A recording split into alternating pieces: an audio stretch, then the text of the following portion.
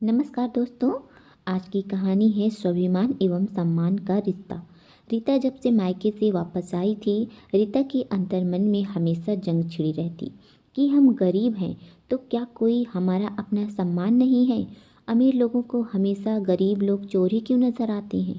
अरे जब हम लोगों को किसी भी कार्यक्रम में बुलाने में शर्मिंदगी महसूस होती है तो फिर बुलाते हैं क्यों। रीता के मन ही मन में एक जंग चल रही थी। रीता के पति ने बहुत समझाया कि छोड़ो रीता, हम भी किसी से कम थोड़ी हैं। जो खाते हैं अपनी मेहनत का खाता हूँ, किसी के सामने हाथ थोड़ी फैलाने जाते हैं। रीता के पति नयन एक छोटी सी मैकेनिक की दुकान करके अपना जीवन यापन करते हैं। साथ में ही रीता भी सिलाई पुराई का काम करके घर के खर्चे लायक पैसे तो कमा ही लेती है। रीता के मायके में माँ पिता तो थे नहीं, दो भाई व भाभी थे। एक भाई की शादी हो चुकी थी। रुचि अपनी बहनों को ज़्यादा तवज्जो देती थी, ननद को नहीं।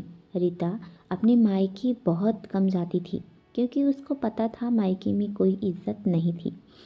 कभी कभी 2 साल हो जाता था मायके नहीं जाती।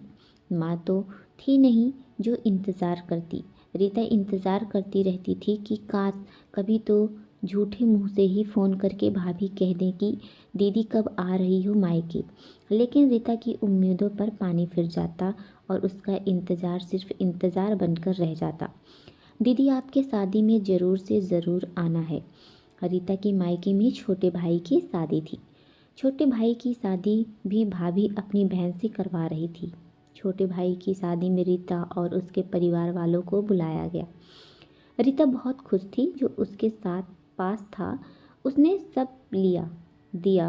और जब अपने छोटे भाई की शादी में पहुंची तब उसकी भाभी ने उसकी तरफ मुंह सिकोड़ते हुए कहा, अरे दीदी, कम से कम आज के दिन तो बढ़िया साड़ी पहन कर आती। आजकल तो एक से एक लेटेस्ट डिज़ाइन की साड़ियाँ मिलती हैं। और ये क्या, जीजू को अपने जोकर की तरह कपड़े पहना रखे हैं। लगता है शादी का कोट है जो छोटा हो गया है। भाभी की बातें सुनकर लगा जैसे वह रीता की गरीब होने का मजाक बना रही हैं।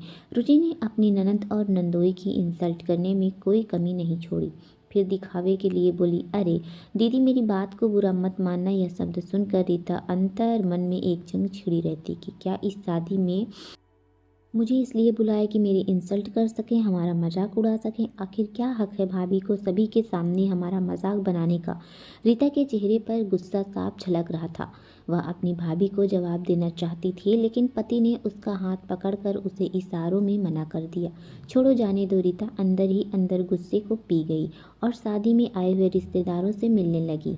आसपास पड़ोस के लोगों ने रीता से पूछा, अरे रीता, तुम्हारी शादी क्या हुई? तुम तो मायके का रास्ता ही भूल गई। अरे कभी कभी तो आ जाया करो अपने भैया भाभी से मिलने। तेरी भाभी त्योहार पर फ़ोन करती हैं आने के लिए, लेकिन कभी आती ही नहीं। पड़ोसन की बात सुनकर रीता ने कहा, आया वहीं जाता है जहाँ सम्मान हो। बिन बुलाए आकर अपनी बेइज्जती करवाने से अच्छा है अपने घर पर ही रहूँ। आधी रोटी खाती हूँ पर अपने घर की इज्जत की खाती हूँ। और अगर कभी भाभी ने फ़ोन किया होता तो ज़रूर आती, लेकिन शादी बाद मेरे अपनों ने ऐसा पल्ला झाड़ा कि जैसे हम उनके कुछ लगते ही नहीं हैं। आज शादी में बुलाया तो चली आई। तभी वहाँ रुचि भाभी आ गई और रीता को एक बैग देते हुए कहा, दीदी आप इस बैग का ध्यान रखना। इस बैग में कुछ कीमती सामान और नोटों की गड्डी है, जरा अच्छे से ध्यान रखना। रीता ने मना किया, मुझसे इस बैग की देखभाल नहीं होगी। लेकिन रुचि ने ज़बरदस्ती रीता के ऊपर बैग की जिम्मेदारी सौंप दी। बैग का ध्यान रखने के लिए रीता उस बैग को एक जगह लेकर बैठ गई। रीता के पति मेहमानों से मिलने व शादी के कुछ काम में व्यस्त हो गए। रीता अपनी जिम्मेदारी बड़ी शिद्दत से निभा रही थी। शादी के दिन ही सगाई का प्रोग्राम रखा गया था। पहले सगाई फिर शादी।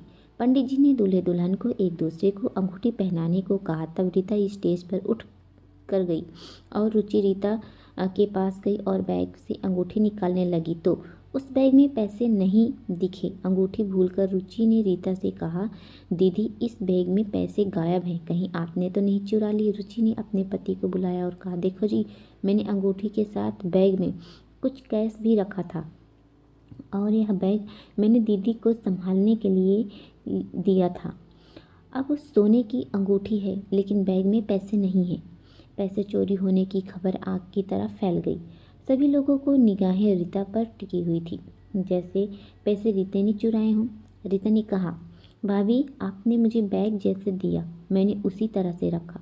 मोल नहीं मुझे। ऐसे मायके की ज़रूरत नहीं। मुझे कभी अपने भाई से यह उम्मीद नहीं थी कि वो मुझे चोर समझने लगेंगे। लेकिन समझ आ गया, जब लोगों की आंखों पर दौलत का अहंकार छाया रहता है, जब उन्हें हर गरीब व्यक्ति चोर ही नज़र आता है, चाहे वो उनका अपना खून ही क्यों न हो। रीता ने वो अपनी सारी भड़ास निकाल दी, क्योंकि रीता की हालत उस वक्त ऐसी थी, काटो तो खून नहीं। रीता अपने भाई भाभी से रिश्ता तोड़कर वहाँ से चली गई। रुचि और रीता का भाई माफ़ी मांगते ही रह गए, लेकिन रीता ने उन्हें कभी माफ़ नहीं किया, क्योंकि उस दिन रीता के स्वाभिमान को ठेस लगी थी। मायके से जो थोड़ी बहुत उम्मीद थी वो भी टूट गई। वहाँ मौजूद लोग रुचि को ही दोष देने लगे कि तुम्हें पहले सभी पूछताछ करनी चाहिए थी और किसी कमरे में ले जाकर फिर रीता से पूछती। ऐसे सभी के सामने पूछना गलत था। रीता की बात पर विश्वास तो करती, भाभी ना सही, लेकिन भाई तो अपनी बहन की बात सुनता। सच में रुचि ने रीता के साथ बहुत बुरा किया। शादी भी न पूरी हुए रीता अपने पति के साथ अपने ससुराल आ गई। जब भी रीता को यह बातें याद आती है, आज भी उनके अंतर्मन में एक जंग छिड़ी रहती है कि आखिर क्यों मेरे अपनों ने मेरे साथ ऐसा किया। क्या रीता ने अपने भाई भाभी से रिश्ता तोड़कर ठीक किया या नहीं? मेरे विचार से रीता ने बिल्कुल ठीक किया। ऐसे भाई भाभी से क्या रिश्ता रखना जिन्हें अपने लोगों पर ही विश्वास नहीं। हर वक्त अपमान का घूंट पीने से अच्छा है ऐसे लोगों से रिश्ता ही तोड़ देना जो सिर्फ दौलत के घमंड में चूर रहते हैं। यह मेरे अपने विचार हैं, क्योंकि हमें कभी भी रिश्तों से ज़्यादा पैसों को नहीं देनी चाहिए। अगर सामने वाला कुछ कह रहा है तो उसकी सुने, उस पर विश्वास करें। तो दोस्तों, आपको स्टोरी कैसी लगी? उम्मीद करती हूँ कि आपको स्टोरी पसंद आई होगी। पूरी कहानी सुनने के लिए आप सभी को बहुत बहुत धन्यवाद।